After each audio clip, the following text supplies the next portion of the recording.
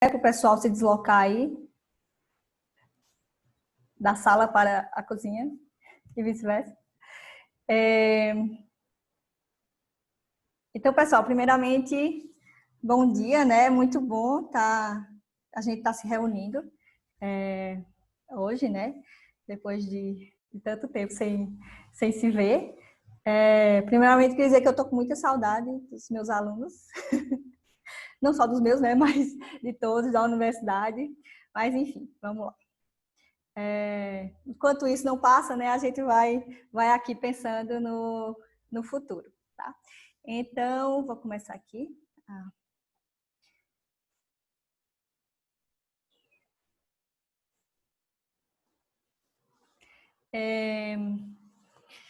Em relação a essa palestra, eu escolhi o tema porque assim, a gente tá em bastante ascensão, né? Não no Brasil, mas aí a gente vai ver daqui a pouco por quê. Mas principalmente na União Europeia, a energia eólica offshore tem crescido assustadoramente. E aí também entrando a Ásia, né? A China, sempre que entra em alguma coisa, ela também ajuda a, a impulsionar, né? E aí eu achei um tema bem pertinente, porque a gente já tem uma energia eólica onshore bem estabelecida, né, aqui no Brasil, e aí a gente tem que começar a pensar no futuro, né? O que me despertou assim a vontade de fazer com esse tema, eu participei de um workshop da empresa de pesquisa, aliás, da ABEÓlica, né, Associação Brasileira de Energia Eólica, justamente sobre o tema. E aí deu para perceber que o pessoal não está parado, né, já está pensando bastante nesse tema, né, para o nosso mercado, o mercado brasileiro. Aqui tem um roteirozinho da apresentação. Essa não vai ser uma apresentação específica sobre turbinas, geradores, tecnologias, certo? Eu acho que nesse momento, como a gente já tem um onshore bem estabelecido, e aí só, para quem não está habituado com o termo, né?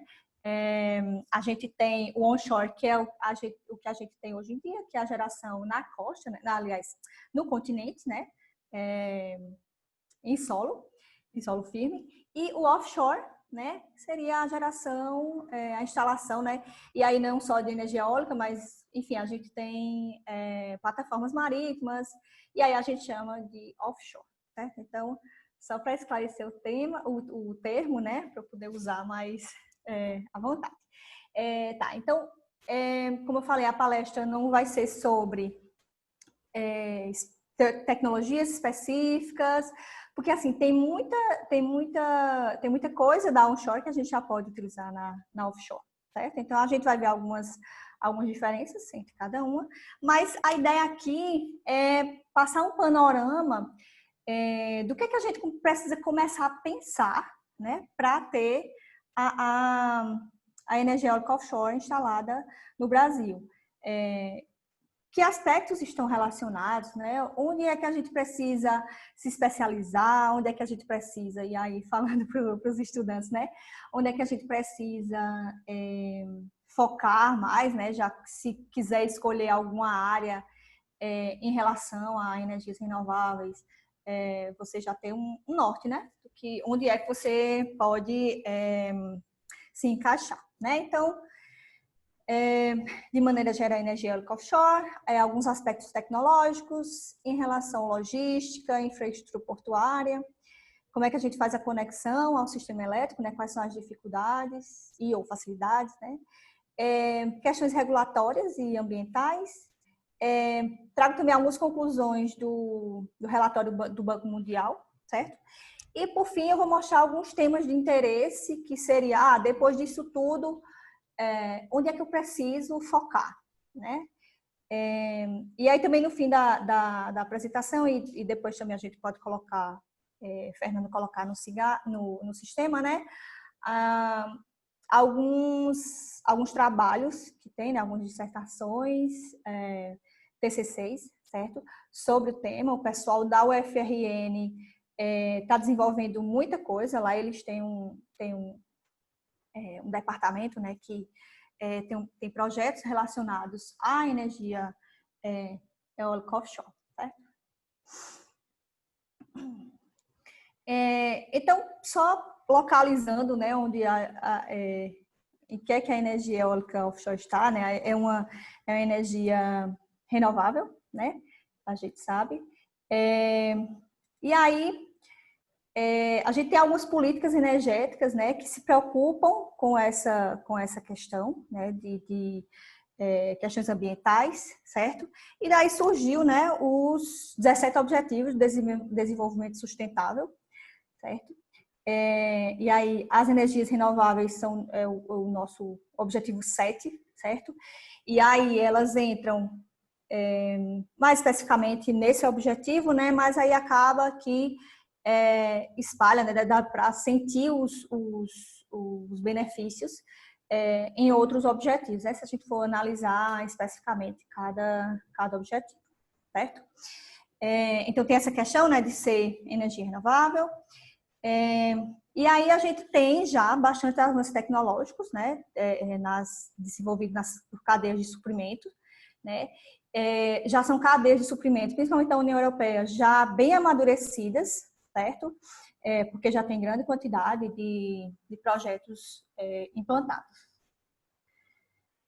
E aqui só para fazer uma linha do tempo, né, do trabalho, né, de atividades econômicas offshore, e aí não geração de eólica, né? Mas aqui tem algumas plataformas, né? Que cerca de 1891 começou a difusão de realização desse tipo de atividade, né? Sem ser em terra firme, sendo no mar. Especificamente em relação às turbinas, que começou, né? Foi a Dinamarca, lá em 1958, com uma turbina que era para um conceito, né, de turbina eólica offshore. Para quem não sabe, a Dinamarca ela é pioneira, né, nessa questão da energia eólica, e aí não só offshore, mas energia eólica de maneira geral, certo? Tá, então tem esse modelo das turbinas, gerava cerca de 200 kW. Só para fazer uma comparação, no ano de 2000, a média de geração das turbinas era de 2.000 kW, isto é, 2 megawatts. Hoje em dia, eu vou mostrar mais adiante, mas hoje em dia a gente já está chegando a 7, 8 megawatts por turbina, certo? Mas para início, né, tinha uma de 200 kW. 20 anos depois, foi feita uma revisão dessa mesma turbina. Vejam que a gente não tem mais essa estrutura prendendo as pás umas às outras, mas de todo jeito eu ainda continuava gerando os 200 kW e lá na Dinamarca. Ela está aí no solo, né? Mas é o modelo para ser utilizado no mar. Em 1991, né, alguns anos depois, né, de 78 para 91, a Dinamarca implantou o primeiro parque eólico offshore, certo? Lá em Vindeby, lá na Dinamarca, né? Onde a gente tinha 11 turbinas, cada turbina com 450 kW, e aí totalizando quase 5 megawatts por parque. E aí, voltando, né? Hoje em dia a gente tem turbinas, uma única turbina, né? Consegue gerar essa potência, certo? Eu falo bastante da Dinamarca, não é por preferência, né? Mas é porque eles foram pioneiros, né? Em relação a isso. Então, os exemplos vêm de lá mesmo. Certo? Então, foi feito esse parque, ele foi descomissionado, né? Desmontado entre 2017 e 2018, cerca de 26, 27 anos depois, né? Que foi implantado. A vida útil de um parque, e aí não só do parque, né, mas a questão de todos os componentes que estão inclusos no parque, turbinas, geradores, enfim, cerca de 30 anos por aí, né, a gente tem essa vida útil. E em 2002, também na Dinamarca, foi inaugurado o Parque Eólico Offshore Hornshav, onde tem 80 turbinas, né? E vocês podem perceber, aqui tá, eles são, geralmente os parques offshore, eles são nesse formato de, ou em linha reta, se forem poucas turbinas, né? Ou no caso, uma junção de linhas retas ou matriz, certo? Por quê?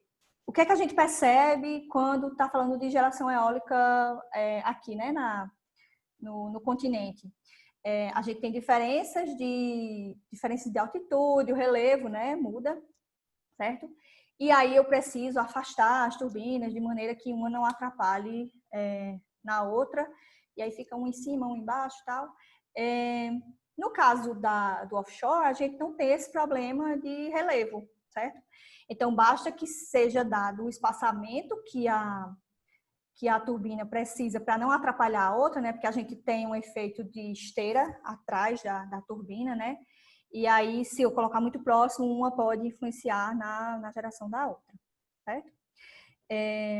E aí, esse parque, ele tá numa distância, né, de 14 a 20 quilômetros da costa, né? Aí 14 seria a turbina mais próxima, 20 a mais distante. E aí percebam aqui embaixo tem um mapinha, né, a parte aqui da Dinamarca, essa junção aqui desse monte de ilha.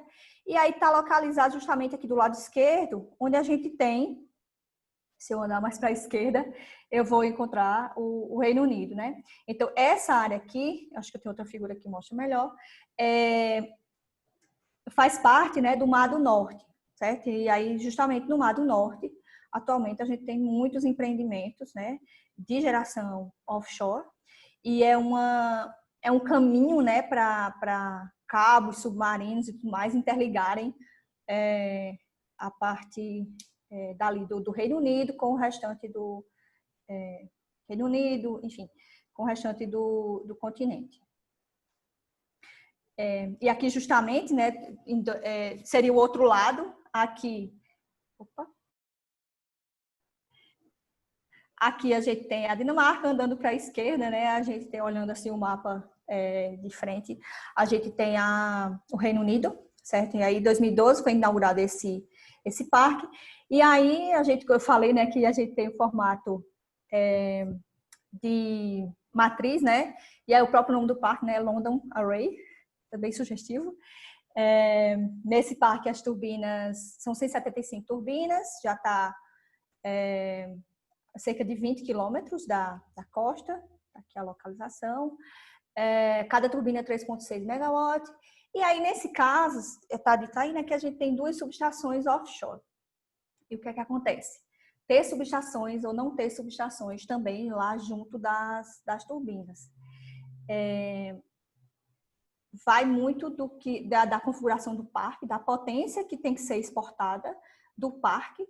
Então, se eu vou precisar de subestações que coletem aquela potência para poder fazer alguma transformação, algum tipo de conversão, para poder ser enviado para a costa, né, para uma subestação que esteja no continente, certo? E aí vocês veem que são muitos assuntos, né? Uma coisa puxa a outra. Aqui eu já daria para fazer uma aula só de tipos de subestações, como é que as turbinas estão interligadas, que tipo de conversores são utilizados, certo? Só que aí a gente não vai se ater isso hoje, né? Quem sabe no futuro. Outro parque, né, que foi inaugurado recentemente, aliás, eu não tenho certeza se já foi inaugurado, mas estava para ser agora em 2020, é o Parque Hornsea Project, também no Reino Unido, certo? Esse com 174 turbinas e cada turbina já com 7 megawatts, certo? Então, a gente vê que começou lá em 1958 com 200 quilowatts, né? E aí a gente já está com cada turbina 7 megawatts. Então, a capacidade instalada cresce bastante, né? 1,2 gigawatts. E esse está bem distante da costa, já vai lá para 145 quilômetros da costa, certo? E aí, localizando aqui, a gente tem, né, tá também no Mar do Norte,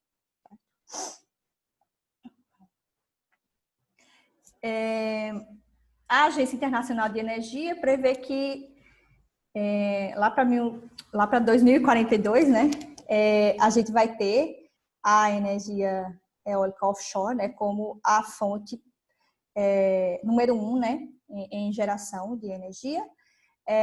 Vocês veem que a previsão é que as fontes poluentes diminuam, né, e as não poluentes, né, renováveis, aumentem. E aí entra onshore e offshore.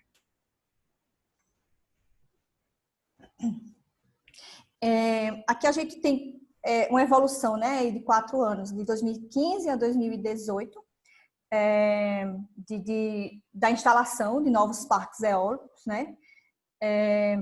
E aí, o que foi instalado, né, a cada ano.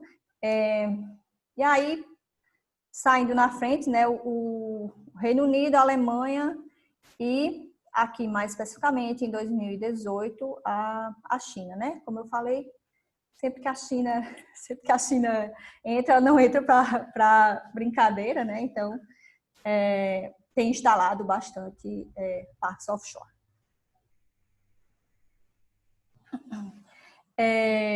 Falando de mercado, né, a gente tem a Europa como é o maior mercado no total, né, de energia offshore instalada, e também o maior em novas instalações, certo? E aí sendo puxado pelo Reino Unido e pela Alemanha, né, aí desde o início dos anos 2000. Aí a gente tem a capacidade instalada por país, né, o que está acumulado, né, um acumulado dessa instalação. Aqui está em megawatt, certo? O eixo aí do Y. Em azul mais claro, a gente tem o ano 2016, e aí em azul escuro, 3 anos depois, 2019, certo? Então, dá para perceber que teve um crescimento, né, bem acentuado.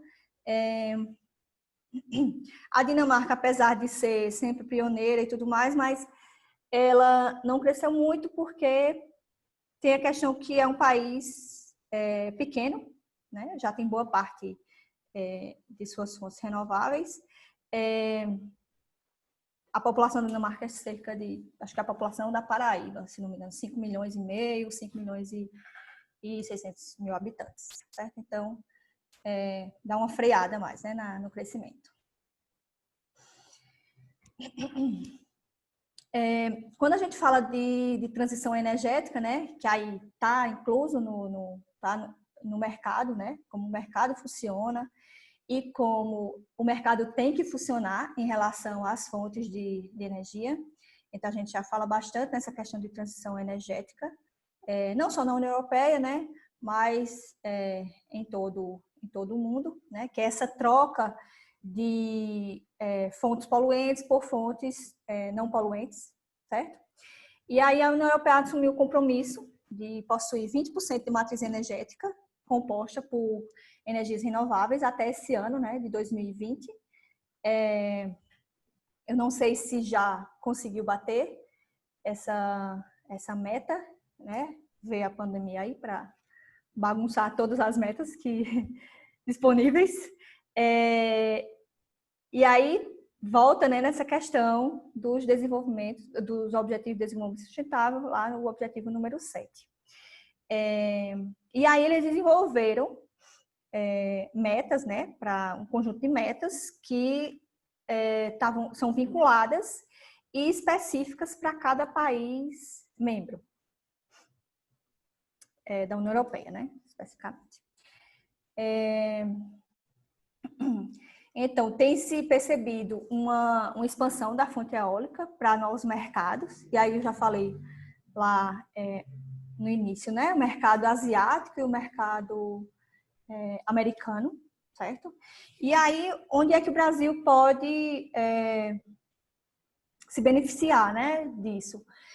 Justamente o Brasil, como um mercado emergente, né, a gente pode se beneficiar do grau de amadurecimento tecnológico que os outros países já obtiveram. A ideia não é reinventar a roda, né? A roda já está, as turbinas já estão aí, as tecnologias já estão aí, a questão é de se adaptar, né? Muitas vezes o vento tem comportamentos diferentes, mas, enfim, não nada que vá mudar muito para ter que fazer outro tipo de estrutura totalmente diferente, certo? Então, a ideia é que a gente utilize esse amadurecimento que os outros países já têm, né? Para, quando chegar a nossa vez, né, de fazermos nossa geração offshore, a gente já tenha, né, noção disso, né, desse amadurecimento e utilize, né, para poder desenvolver os nossos projetos. Pensando nisso, né, a EPE, a Empresa de Pesquisa Energética, no seu Plano Nacional de Energia para o PNE 2050, e aí são traçados, né, metas, enfim, mapeamentos do que vai ser necessário daqui para 2050, né? E aí no PNE 2050 ela já mostrou algum esforço de mapeamento do recurso eólico offshore ao longo do litoral brasileiro, certo? Então a gente já tem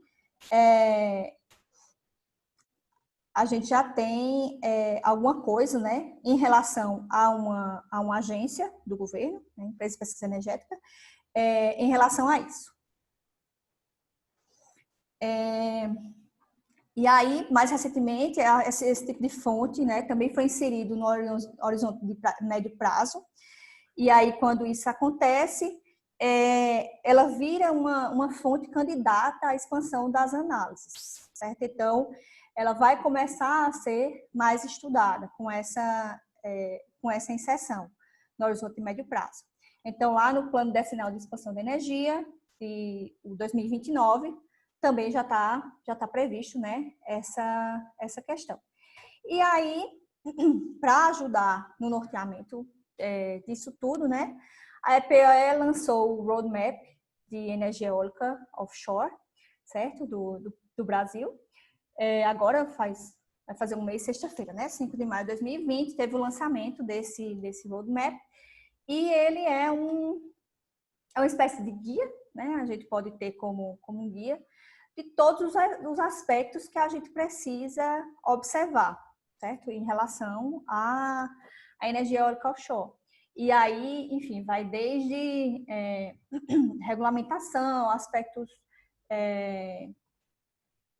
aspectos técnicos, e aí é bem fácil de acessar, só colocar no Google Roadmap de eólica, que aí já encontra lá o link da EPE. Certo? Se vocês tiverem curiosidade, eles fizeram um site que tem um resumo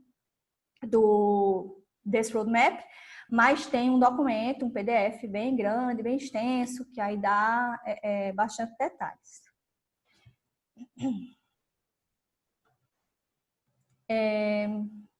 E aí eles fizeram, né, para fazer o panorama, né, de geração, tem algumas estimativas, certo? Do potencial eólico offshore, e eles utilizaram algumas bases de dados disponíveis, certo? E também consideraram ventos a 100 metros de altura, que é o que as turbinas hoje em dia têm no mínimo, né? Às vezes em volta disso, certo? E aí esses resultados foram organizados por faixas batimétricas. Batimetria justamente a gente vê a distância, né? A profundidade. De acordo com que eu vou me afastando da costa, eu vou vendo a profundidade. Aí foi separado em classes. Aí está todo o litoral brasileiro, incluindo zona até o limite, né, da zona econômica exclusiva, que aí justamente cada palavra que eu falo gera um novo assunto para a gente explorar, né? Já entra na parte do regulatório, né? Essa questão da zona econômica exclusiva, se vai ser implantado na zona ou se vai ser implantado no mar territorial, e até quantos metros é cada coisa, enfim, aí já vai para a parte regulatória, certo? Então, tem esses aspectos também, né? E aí, aqui a gente tem uma o mapa do Brasil, né, mostrando a questão das velocidades do vento, que foi obtido lá pelo estudo. E aí, pelas bases de dados, né, que tinha, verificou-se um potencial, né, de cerca de 750 gigawatts, com locais com profundidade até 50 metros. Então, 50 metros é uma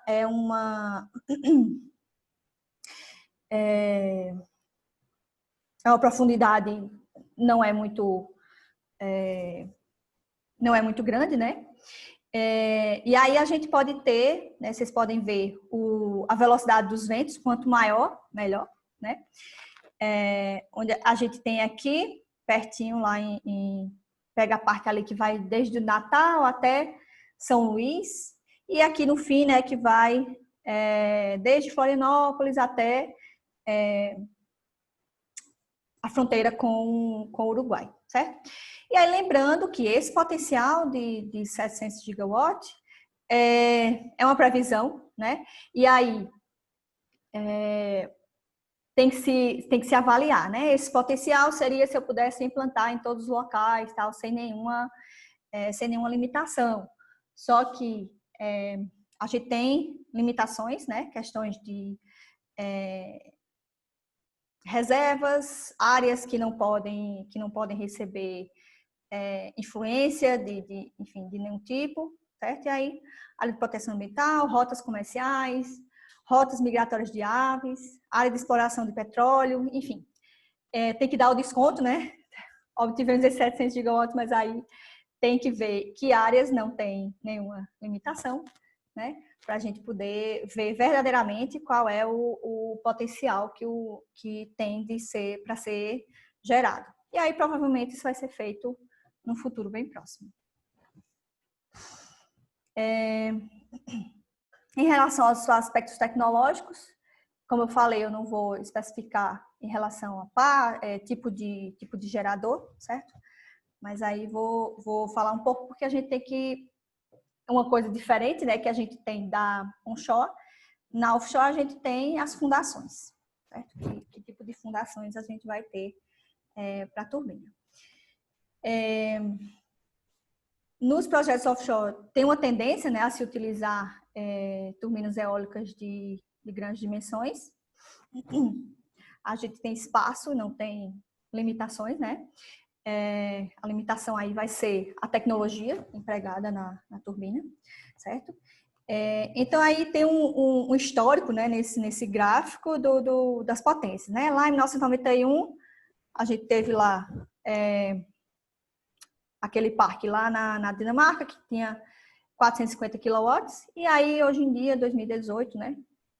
Aliás, o último dado aí tá 2018, a gente tem turbinas com 9,5 megawatt.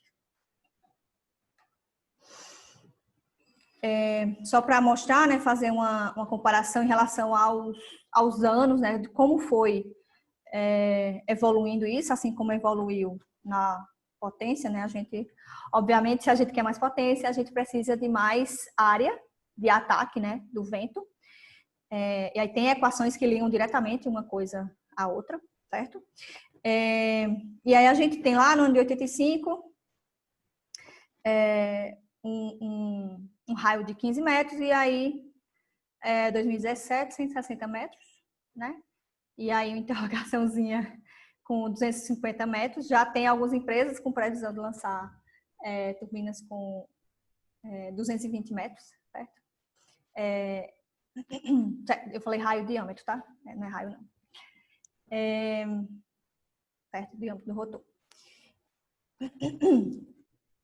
Aqui tem alguns exemplos, né, de turbinas. E aí eu mostrei, né, lá em 2018, o máximo 9,5 megawatts. Aí já tem exemplos, né, de empresas com lançamento de turbina com capacidade nominal de 10 megawatts, certo? Ou que já lançou, ou que foi anunciada já pelo fabricante. Da Siemens Gamesa, né, uma produção planejada para 2022. A Vestas é uma das pioneiras, né, na fabricação de turbinas. E a GE, né, anunciou um modelo de 12 megawatts, 220 metros de rotor, né? E aí sem data para lançamento, mas acredito que não deve demorar muito, não. Aqui a gente tem a visão geral, né, de uma usina eólica offshore. Como eu falei lá no início, a questão se tem subestação offshore ou se não tem, aí vai depender de vários fatores, como a potência, né, que vai ser transmitida, que tipo de conversão vai se utilizar, se vai fazer a transmissão em corrente alternada ou em corrente contínua, da subestação offshore para onshore.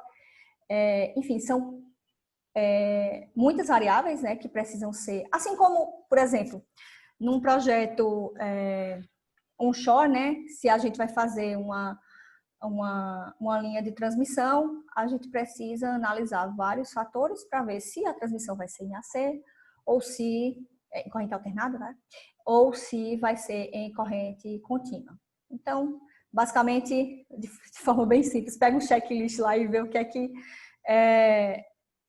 é que vai batendo e se induz, né, para algum tipo de específico de transmissão, certo? E aí, obviamente, vai se verificar todos os fatores e ver custo-benefício, sempre, né? O custo sempre vem em primeiro lugar, certo?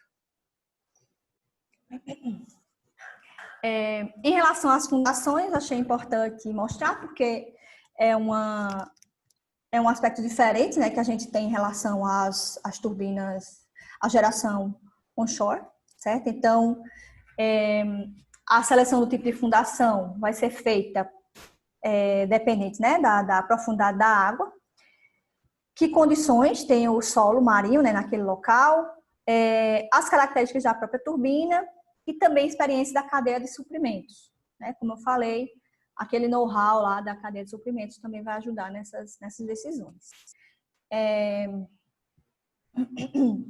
E elas podem ser divididas pela profundidade de instalação ou pelo tipo de fixação no fundo do oceano, que aí pode ser fixa ou flutuante. Aqui a gente tem o exemplo, né, dos tipos de fundação fixa e flutuante. E aí vocês veem que profundidades menores, elas tendem a ser fixas, e aí profundidades maiores, flutuantes. As que são mais utilizadas são as do tipo mono, né, que é essa terceira aqui da esquerda para a direita. E aí, para profundidades maiores, né, as do tipo jacket estão sendo bem utilizadas por conta de já ter um know-how, né, já ter um uso muito, muito acentuado desse tipo de fundação na usina, na parte opa, faltou a palavra. Na parte de petróleo e gás, né, de exploração de petróleo e gás. Então, utiliza-se muito esse tipo de fundação. E aí, obviamente, né, quanto mais profundo fica, a gente vai ter, né, um custo elevado, certo? Então, a mono está aqui no início, tecnologias de águas rasas, tem a transição, que aí pega aqui a parte da jacket, do tripé, certo? E aí, lá para águas mais profundas, a gente tem as flutuantes. E aí eu tenho minha indústria, né? Minha indústria não, desculpa. Meu parque eólico offshore lá, só que aí eu preciso exportar aquela energia, né? Eu preciso construir o parque e tal, e aí no fim eu preciso exportar aquela energia para o continente, certo? Então, desde a construção até a operação, né, e manutenção, enfim, a gente precisa de uma estrutura portuária que dê suporte, né, para todas essas etapas, tá? Embora a gente tenha, né, uma malha de portos existentes no país, só que a gente precisa, muitas vezes, de portos com instalações específicas para aquele tipo de aplicação, né? As necessidades da indústria são específicas, né? Muitas vezes tem portos dedicados, né, para isso, é um porto construído para a indústria, né, de eólica offshore. Então, a gente tem o porto de Esbjerg, na Dinamarca também. E aí, do lado, a gente tem os portos atualmente disponíveis no país, né? E aí, portos diversos, obviamente, não estou falando de estrutura já pronta para as turbinas, né?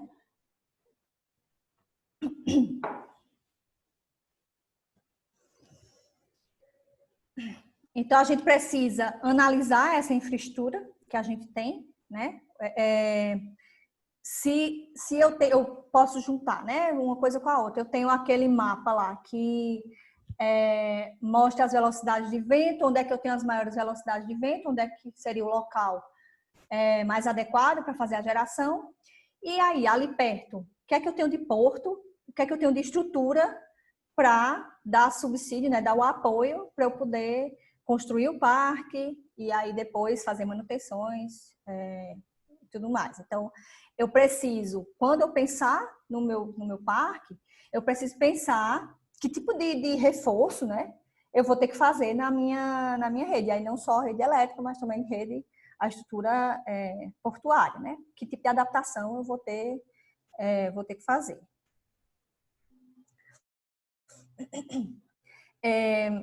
A tendência é que os parques fiquem em locais mais distantes da costa, né? E aí a gente vai ter turbinas maiores, né? E aí mais desafios, né? Em relação à parte de logística, tanto de manutenção como de construção, né? E aí é imprescindível que a gente tenha uma cadeia, né, de suprimentos, né? Para poder manter esses parques, né? Construir, manter, enfim.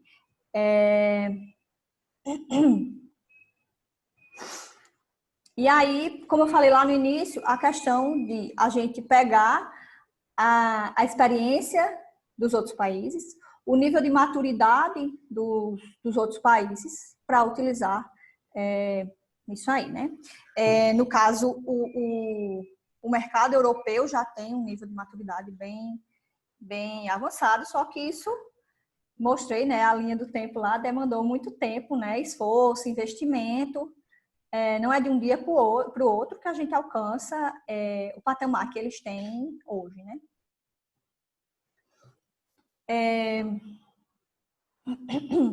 Então, por um lado, os fabricantes das turbinas, né, precisam adaptar as linhas de produção para atender essa nova demanda, né? Que agora eu não tenho mais só onshore, eu vou ter offshore também. E aí eu tenho que ter disponibilidade de estrutura, né? Embarcação, por exemplo. São embarcações específicas, não é qualquer tipo de barco que leva as estruturas lá para o alto mar para ser construída, guindastes, certo? Então tem que pensar tudo nisso aí. Muitas vezes são exclusivos para isso, embarcações, guindastes, desenvolvidos para esse tipo de finalidade. É um setor que pode se relacionar, né? Pode ter uma sinergia aí com o setor de petróleo e gás, né? Que o setor de petróleo e gás já tem um bom embasamento, né? Já faz um tempo que a gente tem plataformas em alto mar. E aí é um setor que pode se conversar bem, né? Pode participar nessa implantação aí da eólica offshore.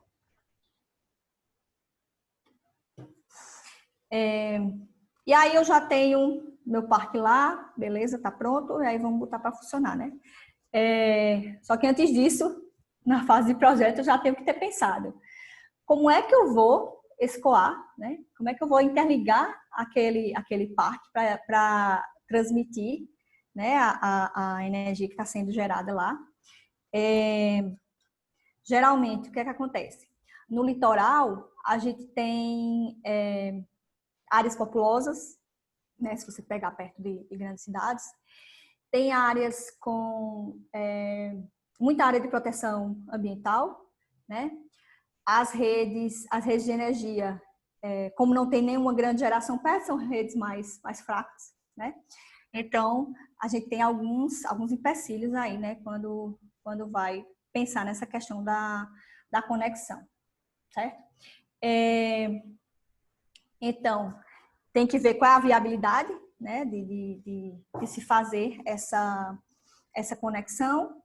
E aí, se pensar isso antes, né, para ver qual é o reforço. Como eu falei dos portos, né, o que é que precisa ser mudado, no caso da rede de energia também, né. E a gente faz, bem, como já deve ser claro, né, a gente faz a conexão dos parques ao continente com cabos submarinos. Aqui tem algumas tecnologias, né, mais adequadas, e aí vai de acordo com a potência que é transmitida e o comprimento do sistema de transmissão. LCC e VSC, só para esclarecer aí as siglas, são a questão de tipos de conversores, certo? Como é que vai ser convertida essa energia. No caso, aí, quando eu trato de HVDC, que seria High Voltage DC Direct Current, que é a transmissão em corrente contínua, e HVAC, transmissão em corrente alternada, certo? Então, é aquilo que eu falei, né? De analisar que distância eu estou, que potência eu tenho que transmitir, certo? A partir de qual momento eu tenho que pensar em uma transmissão em corrente contínua, até quanto eu posso fazer transmissão em corrente alternada, certo? Do mesmo jeito que a gente pensa aqui na Terra, quando está fazendo, aqui no continente, quando está fazendo projeto, né, de uma linha de transmissão, por exemplo, a gente tem que pensar também quando for interligar o offshore. Rapidamente, né, só a corrente alternada tem como principal vantagem subestações com menores custos. E aí, assim, eu estou sendo bem simplista em relação a isso, né? A comparação de corrente alternada com transmissão em corrente alternada com corrente contínua. E aí, questão do custo para alternada. E a transmissão corrente contínua, a gente tem redução de perdas elétricas por efeito Joule, diminui o número de condutores, enfim. Mas aí, não são só esses pontos, né? A gente tem que analisar vários outros pontos para ver se escolhe um ou outro. Como eu já falei, a questão da rede de transmissão, né? Como é que está interligado, onde é que esse parque vai ser conectado, né? No sistema elétrico. A gente sabe que a gente tem o nosso sistema interligado, né? Ele é todo interligado, algumas partezinhas faltando interligar lá para o norte, mas no geral está todo interligado, né? Então, do mesmo jeito que a gente tem que ter um horizonte, né, e pensar, eu vou ter uma hidrelétrica, vou ter um parque eólico no continente, então eu vou precisar de linhas de transmissão e tudo mais, a gente tem que pensar para o offshore também, certo? Então, tem que ter planejamento da parte da transmissão. E aí tem que se observar algumas condições de acesso à rede, né? A gente tende a ter parques com potências instaladas elevadas, né? Quando se fala de offshore, certo? E aí pode superar facilmente a capacidade de escoamento que a gente tem de uma rede, de um ponto de conexão disponível lá no litoral. Como eu falei, né, a característica que a gente tem aqui, o litoral ele está bem longe das nossas fontes, então as redes tendem a ser mais fracas, sendo assim bem simplista em relação a isso, né? Então a gente pode ter problemas e pode ter que ter reforços nessas redes. Que tipo de topologia, que tipo de tecnologia vai ser utilizado, né? Tem que impactam também como a rede vai se comportar. E a questão do acesso físico às instalações existentes ou planejadas, né? Que aí a gente pode ter que implantar, né, linhas de conexão com extensão significativa, né? E aí, eu já falei anteriormente, a questão de áreas de proteção ambiental, enfim, todos esses aspectos, né? Rapidamente aqui sobre os aspectos regulatórios, né? Como é que os países se organizam com essa questão do território marítimo, né? As zonas econômicas exclusivas. Alguns países eles adotam processos públicos, né, objetivos, com critérios competitivos, e aí fazem a seleção para a ocupação dessas áreas, certo? No Brasil, funciona dessa forma também, a gente tem a titularidade do mar territorial e também da ZEE, se encontra com a União. Então, são bens públicos, né? Mas aí é naturalmente regulamentado por um regime jurídico de direito administrativo. O que se imagina é que se façam leilões, né? Assim como são feitos para implantação de eólicas onshore, fazer igual o sistema que a gente já faz, né? Sistema de leilão. Aqui só mostrando como os países lá fora, né? Fazem ou faziam, né? Para a implantação, né? Esse processo público objetivo seria a questão de fazer o leilão, né? Então, todos estão utilizando isso. Antes utilizavam chama first come, first served, quem chegasse primeiro pegava tinha a permissão para explorar, que aí também é chamado de sistema de portas abertas, certo? Mas aí, atualmente, só a Dinamarca utiliza, atualmente, Inglaterra e Alemanha estão em processo de transição para o modelo de leilão. Em relação aos aspectos ambientais, né, até janeiro de 2020, o Brasil apresentava 6 projetos de parques eólicos offshore. Dá para ver aí 2, 4, 5 setinhas, é porque tem uma aqui em Fortaleza, tem uma que está por cima da outra. Estão em fase de licenciamento ambiental, né? No caso da licença prévia, né? Aí eu botei só para a gente ter uma ideia, né, de como é que funciona o licenciamento. Não só para isso, mas, enfim, para qualquer coisa que vá depender do licenciamento do IBAMA, a gente tem a licença prévia, a licença de instalação e depois a licença de operação. Então, esses parques estão em licenciamento prévio.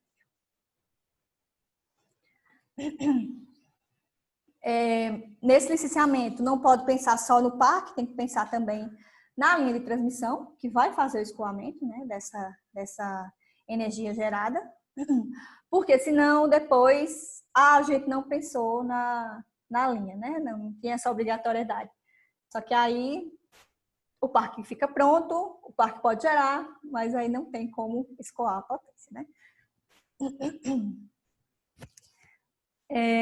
E aí, obviamente, pode enfrentar, né, complexidades socioambientais do mesmo jeito que é enfrentado aqui no continente. Aqui só mostrando, né, o projetinho que tem das usinas e a linha de transmissão para fazer a interligação. Essa é lá perto de Fortaleza.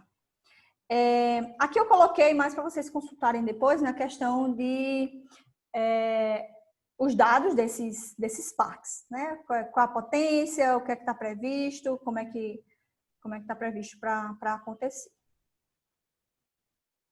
Tem aqui os dados dos 6 parques, que está lá no roadmap, certo? Eu tirei de lá. Se vocês quiserem consultar o documento todo, é bem interessante. E aqui alguns problemas que são encontrados, né? Que questão ambiental há uma descrição e em que fase do projeto é encontrada aquela questão. Então, tem o meio físico, o meio biótico e o meio socioeconômico, certo? Então, a gente como engenheiro, né, a gente pensa só, vamos analisar só os aspectos da construção, da operação, a parte elétrica, ou enfim, a parte civil, de materiais, mas tem que pensar no, principalmente, né, aqui, meio biótico e meio socioeconômico, certo? Então, são problemas que a gente pode enfrentar. Em relação aos cabos submarinos, né, tem algumas questões a depender do tipo de operação, aliás, a depender do tipo de instalação, né? E aí aqui tem uma legendinha, né, dos problemas, emissão de campo eletromagnético, recifes artificiais, se vai ter restrição de pesca, porque se os cabos não estão apoiados no fundo, né, se eles ficam lá boiando, então tem restrição de pesca, né, senão pode ter problema, né, de pescar os cabos. Enfim, então a gente tem diversos problemas aí, né, que tem que ser enfrentados. Em relação no geral, né, dos aspectos ambientais, o que se pretende, né, para não ter problemas é justamente estratégias, né, que mitiguem os impactos, né, para que a gente tenha o mínimo de impacto possível, se possível, não ter impacto, né? Então, as 3 palavras, né, evitar, reduzir e compensar, né? Então, evitar, né? Então, a gente busca alternativas, reduz o que não der e compensa, né? O que de todo jeito não deu para resolver, então tem que ser compensado, né? Se houve algum impacto. E também tem que se observar a previsão legal no que diz respeito aos aspectos ambientais. Só para concluir aqui com as conclusões do relatório do Banco Mundial, lançado ano passado, né? Então, a gente tem estimativa que o projeto offshore tem uma produção de energia até 50% maior, né, a depender das condições de cada projeto, né, que usinas onshore equivalentes, né, que tem a mesma potência, por exemplo. Certo? Então, a gente leva a gente a ter a fazer uma análise a longo prazo, né, ver se os custos iniciais são bem altos, né, da offshore comparada com a onshore, mas aí eu tenho que comparar e ver como é que a curva daquele custo se comporta, né, com o passar do tempo, né, e aí pode ser que seja compensado, né, que eu tenho uma maior produção de energia, então eu vou compensar esses custos. No Brasil, a geração tende a offshore, né? Tende a entrar no mercado com estruturas fixas, aquela monopólio, como mostrei anteriormente. Então, a gente tem 3 áreas, como eu falei lá no início, mostrando aquele mapa. Lá em cima, a gente tinha, lá perto de Fortaleza, que aí, no caso, a gente tem aqui, de São Luís a Natal, a gente tem média de vento acima de 9 metros por segundo, com potencial para 237 gigawatts. No sul do Espírito Santo, que lá no gráfico, no mapinha estava em verde, mas tem ventos, né, em média de 8,5 metros por segundo, com potencial de 67 gigawatts com turbinas fixas. E se for para fundações flutuantes, né, que fica mais distante da costa, 227 gigawatts. E lá no sul, de Florianópolis até a fronteira do Uruguai, a gente tem ventos com mais de 9 metros por segundo, com potencial de 173 gigawatts para fundações fixas e 430 para flutuantes. Só para ter uma ideia, atualmente a geração do Brasil é cerca de 170, por aí, 175 gigawatts. Toda a geração, certo? Toda a geração de energia. E aí, para os centros consumidores, né, como é que vai ser essa transmissão? A gente tem demanda de potência concentrada, né, o uso está concentrado na região sul e sudeste, e as principais gerações a gente está no tem no Norte e Nordeste. De todo jeito, a gente tem o Sistema Interligado Nacional, né? Então a gente tem linhas de transmissão, fazem uma espinha dorsal, né? Conectando Norte e Sul. Tem linhas ligando a costa ao interior do país, porém, são redes, como eu falei, né, majoritariamente fracas, né? Então, a gente tem que ter reforços nessas redes. E aí, as áreas de geração, né, de sul e sudeste estão próximas aos centros de demanda, certo? Então, já é uma vantagem, né, lá para o sul e o sudeste. Por exemplo, aqui no Nordeste, a gente tem muita geração, né, lá em Rio Grande do Norte, principalmente. E aí, linhas de transmissão específicas, e eu estou falando de onshore, linhas de transmissão específicas para escoar essa potência tiveram que ser construídas, certo? Como eu falei, que ia citar alguns temas de interesse, né? Acho que é basicamente, resumindo o que eu falei em algumas palavras, o que a gente precisa ficar atento, né, em relação à energia offshore.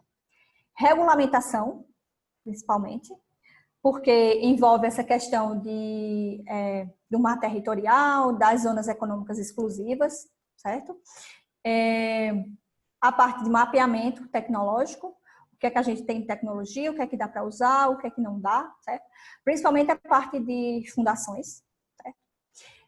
Licenciamento ambiental, e aí, para qualquer tipo de fonte que a gente for implantar, tem que se atentar bastante a isso. E, principalmente, logística e estrutura portuária, certo? Porque eu acho que aí é onde está um dos maiores gargalos, né, em relação a isso. Porque se isso não funciona bem, se eu não tenho uma boa estrutura, né, para, enfim, futuramente, para construir, operar, né, fazer operação, manutenção, tudo mais, fabricar pás, por exemplo, certo? A gente tem,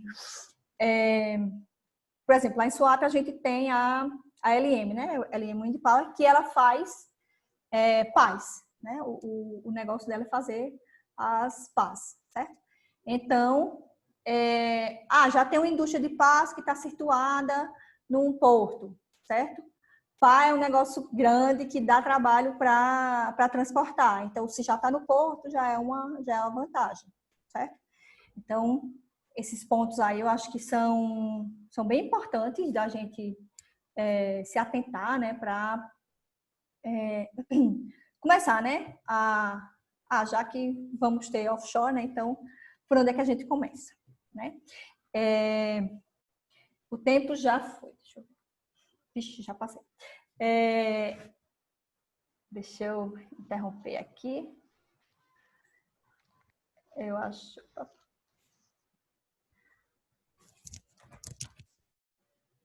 Deixa eu ver como é que eu interrompo. Como é que eu saio da apresentação. Acho que é só você clicar em... Tá, isso. Saiu, pronto. Ana, obrigado pela sua apresentação. Foi bastante instrutivo, eu achei bastante interessante. Eu ia pedir os aplausos, mas não tem aplausos, então fica o nosso aplauso para você. Eu vou passar para algumas perguntas que o pessoal fez aqui no chat, tá? Eu selecionei algumas das perguntas aqui.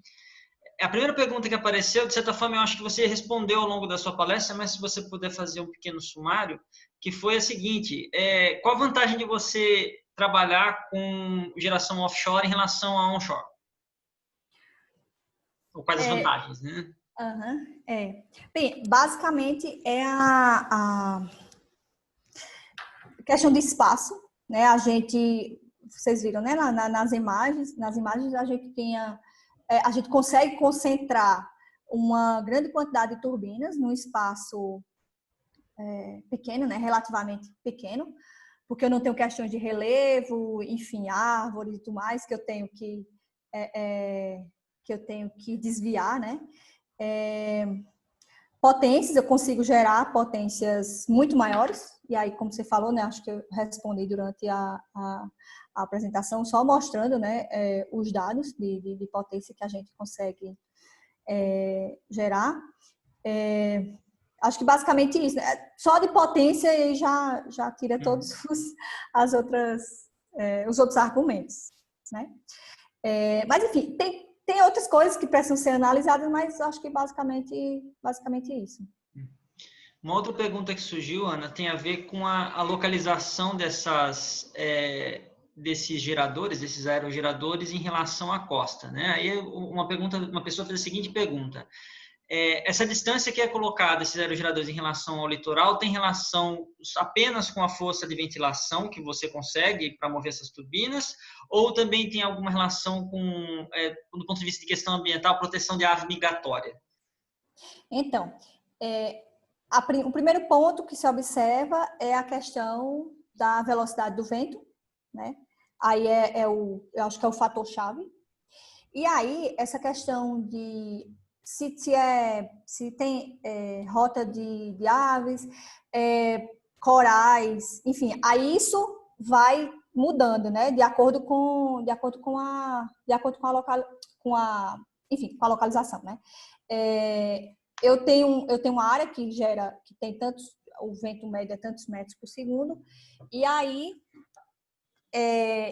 que eu falei justamente, eu acho que eu falei quando eu dei o total, né, de 700 gigawatts que dá para gerar, só que aí isso seria um total no sistema ideal que eu não tivesse corais, área de proteção ambiental, enfim, rotas de aves.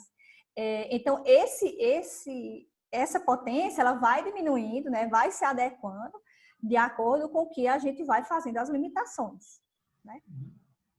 Uma outra pergunta aqui, Ana, eu estou seguindo a ordem que elas apareceram. A capacidade energética de fornecimento do gerador tem relação diretamente proporcional com o diâmetro do rotor? Tem. Eu não estou lembrada da equação, faz bastante tempo que eu não trabalho com essa equação. Mas tem uma equação que é P, que é potência, né?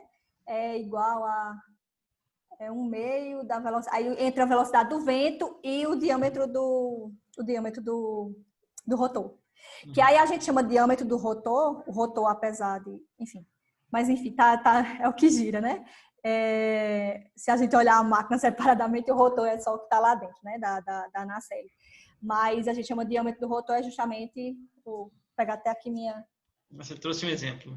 Minha turbininha. Então aqui a gente tem o centro, né? E aí tem o diâmetro do rotor, né? Uhum. Essa é uma turbinazinha da Vestas de 3 megawatts. Obviamente está em escala. Perfeito. Ana, você sabe se tem algum estudo científico que analise a questão dos campos eletromagnéticos nessas plantas de geração offshore e se isso causa algum tipo de interferência do ponto de vista de comunicações na região? Não sei, Fernando, te responder. Mas provavelmente, aqui no Brasil ainda está muito no início, inclusive eu vou mandar umas dissertações e tudo mais que o pessoal já fez, que vão mais para a parte de tecnologia, regulamentação, aspectos de proteção à natureza e tudo mais, mas essas questões aí, eu acho que a gente encontra, enfim, estudos do Reino Unido, da Dinamarca, provavelmente deve ter, mas eu não sei te responder. Essa é uma questão muito específica, né? Realmente.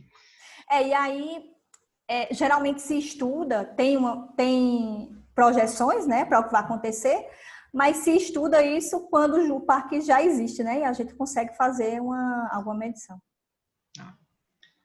A última pergunta que está aqui na lista é a seguinte. De certa forma, eu acho que também você acabou respondendo nessas perguntas que eu fiz agora há pouco. Como as torres interagem com a vida marítima local? Existe algum tipo de tratamento para evitar a criação de coral na base dessas torres ou estudo sobre a influência do ruído ou campo magnético e o impacto disso na vida marinha? Certo. Eu acho que isso tudo é questão ambiental, né? Exatamente.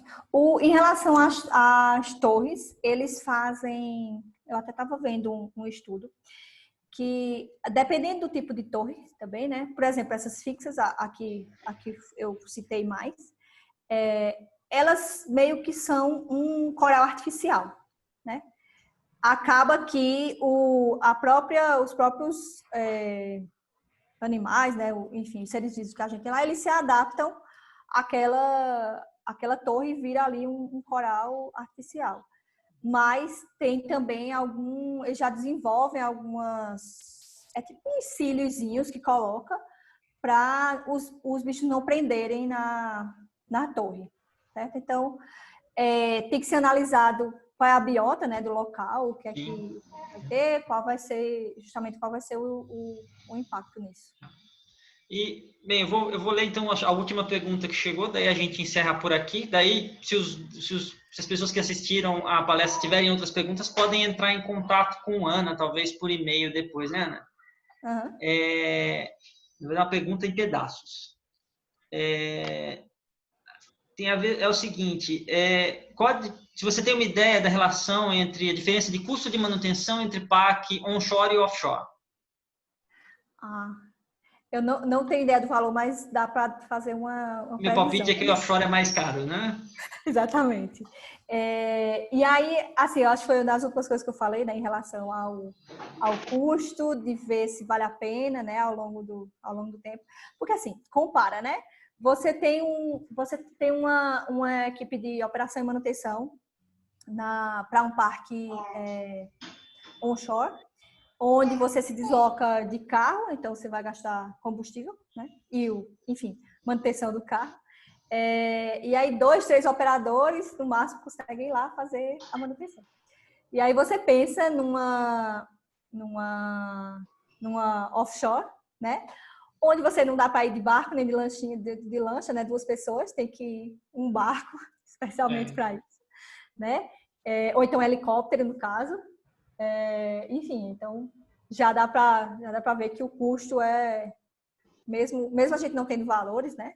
Vou ficar devendo, mas já dá para imaginar que é uma coisa, não tem comparação, né? Então Tá certo, Ana. Então eu vou encerrar por aqui as perguntas, até porque a gente já estendeu um pouquinho mais. Eu agradeço bastante a sua participação nesse ciclo de palestras e webinários. Eu agradeço a participação de todos os que se dispuseram a participar desse nosso evento, né? Lembro que na próxima quinta-feira a gente tem palestra de novo. Oi, Ana. Só uma coisa. Eu vou passar para você, né, o material para colocar no sistema. Isso. Tem algumas dissertações, TCC, certo? Em relação a isso, o pessoal da UFRN, como eu falei, está bem atuante. E aí eu queria recomendar, deixa eu ver se eu coloco aqui deixa eu ver se eu acho. Recomendar um curso, aproveitar que a gente está aí com a plataforma Coursera, né, de graça. Excelente, cursos excelentes lá. Isso, são cursos assim que não são baratos, alguns. E aí eu queria recomendar esse curso, coloquei aí no chat, certo? Uhum. É um curso sobre energia eólica. E aí, para quem chegou aqui no offshore, mas é bom começar lá do onshore, para a gente ganhar esse conhecimento aí, né?